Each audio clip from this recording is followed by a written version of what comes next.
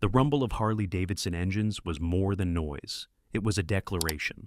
When men in leather cuts bearing the fearsome face of Genghis Khan rode through Sydney, they weren't just passing through.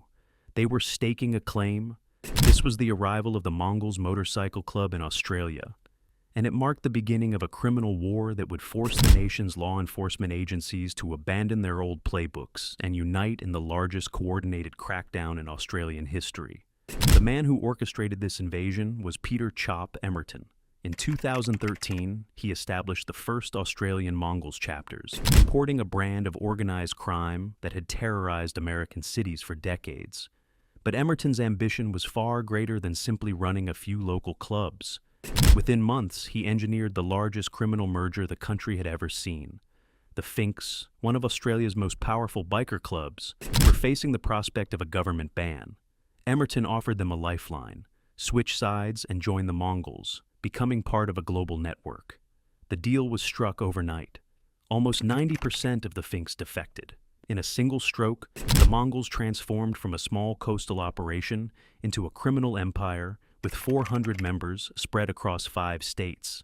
They didn't just gain new recruits, they inherited established drug routes, weapons contacts, and decades of territorial control. Australian law enforcement was now facing an enemy unlike any before. The scale of the Mongols' operation was staggering. Court documents and police intelligence reveal an organization that ran with corporate efficiency while maintaining the brutal edge of a street gang. Their primary business was methamphetamine trafficking, but this was not small-time dealing. Police uncovered operations shifting more than 50 pounds of nearly pure methamphetamine in single shipments, worth over $1 million. They had industrialized the drug trade. Money was laundered through legitimate businesses. Extortion rackets squeezed those who refused to pay for protection. Weapons trafficking brought military-grade firearms onto Australian streets. Violence was not an outburst. It was a business tool used to eliminate competition and maintain control. The club's patch system itself told a story. Members wore specific insignia indicating their rank and specialization. Intelligence gathered by police suggested that certain patches allegedly signified members who had killed for the club, while others marked those who had committed violence against rivals. The Mongols were branding their criminal resumes for all to see. Crucially, they understood the importance of appearing legitimate. They ran front businesses, participated in charity events, and cultivated an image of motorcycle enthusiasts unjustly targeted by police. This facade made law enforcement's job incredibly difficult. When police raided Mongol properties, they weren't just facing criminals. They were confronting an organization with lawyers, accountants, and a public relations strategy designed to portray any police action as harassment. By 2020, the Australian Federal Police had designated the Mongols as one of the Big Six outlaw motorcycle gangs.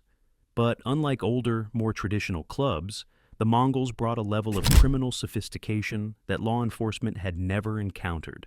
They were not just running criminal operations, they were running a criminal corporation with international connections. The first sign that Australia was dealing with something unprecedented came on October 12, 2020, with the assassination of Shane Bowden.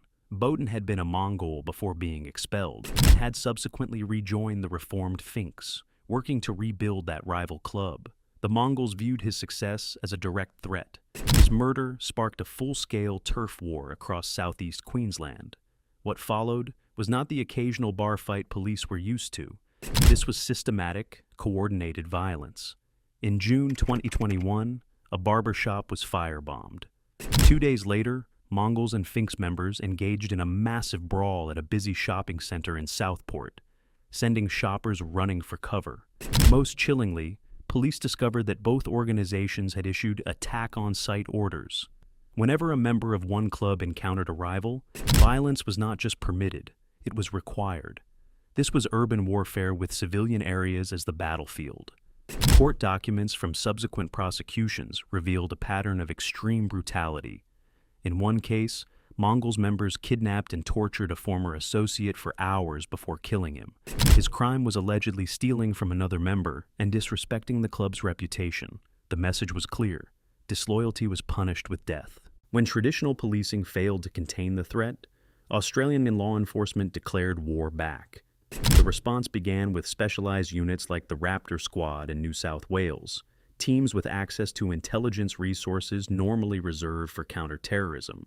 The real game changer was the establishment of National Task Force Morpheus. This was a joint initiative that brought together every major law enforcement agency in Australia and New Zealand. For the first time, the Australian Federal Police, all state and territory forces, the Australian Border Force, the Australian Criminal Intelligence Commission, the Australian Taxation Office, and Services Australia were sharing intelligence in real time and coordinating operations across state boundaries. The Mongols had brought military-style organization to crime. Law enforcement responded with military-style coordination. Task Force Morpheus's approach was comprehensive. While tactical teams were executing search warrants, tax investigators were examining financial records for evasion. Immigration officials were checking visa statuses.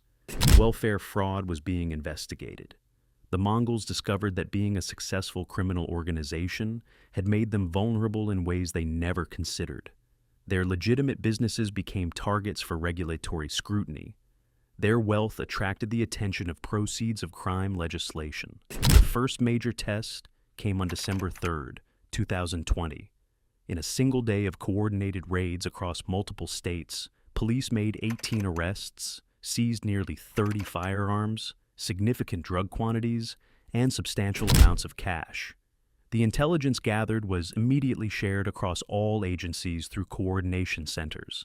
Information seized in Sydney could support investigations in Perth. The Mongols were learning that their traditional methods of keeping operations separate were useless against an enemy that shared intelligence instantly across the entire country.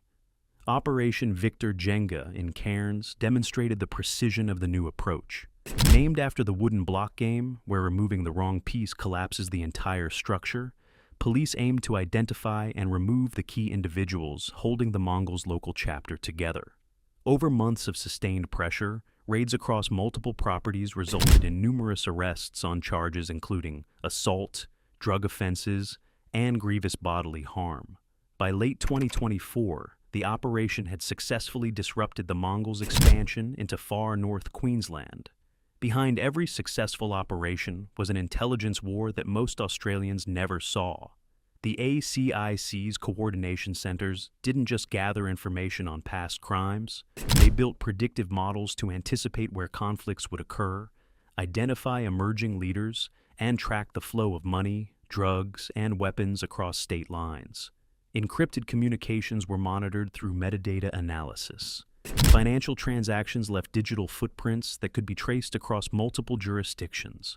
Perhaps most importantly, the extreme violence and paranoia within the club created numerous members willing to cooperate with police. The intelligence picture that emerged was staggering. Law enforcement developed organizational charts showing not just who the leaders were, but how decisions were made and how money flowed. This advantage manifested in operations that seemed almost supernatural in their precision. Police would arrive just as criminal activities were taking place, arresting specific individuals who held key positions. The paranoia this created had a devastating effect on the club. Members began suspecting each other of being informants. By 2024, the war had escalated to unprecedented levels. During 1 week of coordinated action, police arrested 159 people, laid 693 charges, and seized 43 firearms and $1 million in cash. The operation involved nearly 2,100 police officers. What would have been front-page news decades ago was now routine in Australia's ongoing war against outlaw motorcycle gangs. The sustained pressure forced the Mongols to change how they operated.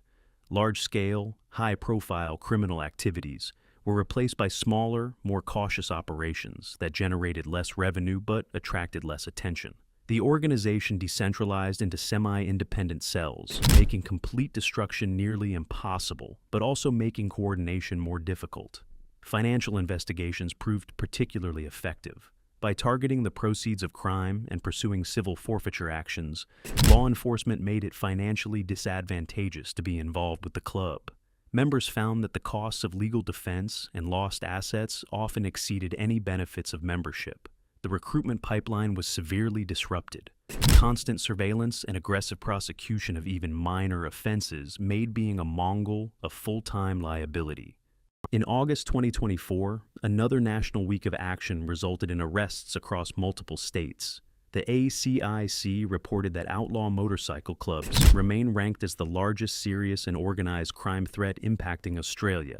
Operations now target every aspect of the club's infrastructure simultaneously.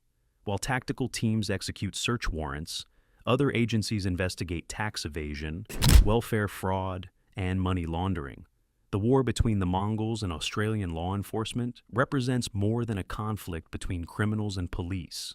It is a preview of how modern organized crime will be fought in the 21st century. The Mongols brought a model of criminal organization that combined traditional club structure with sophisticated methodologies. Law enforcement responded by developing new forms of coordination and intelligence sharing that have fundamentally changed how organized crime is investigated. The lessons learned are already being applied to other criminal organizations. The intelligence systems developed for Task Force Morpheus are now used to target other forms of organized crime. However, the Mongol story also demonstrates the limitations of law enforcement. Despite years of intensive operations and hundreds of arrests, the organization continues to exist. Members are arrested, convicted, and replaced. The communities that suffer most from this violence are often the same communities struggling with unemployment and social disadvantage. Until these underlying issues are addressed, criminal organizations will continue to find recruits. The war has shown that modern law enforcement has unprecedented capabilities to disrupt criminal organizations, but it has also shown that criminal organizations have remarkable adaptability. The story of the Mongols versus Australian law enforcement continues to unfold. Every day brings new arrests, new operations, and new tactics from both sides. The Mongols are no longer the unstoppable empire they once appeared to be. Australian law enforcement is no longer the fragmented collection of agencies it once was. The war has created a new reality where criminal organizations must assume they are under constant surveillance, and law enforcement must assume that criminals have access to sophisticated counter techniques. The battle for Australia's streets is far from over.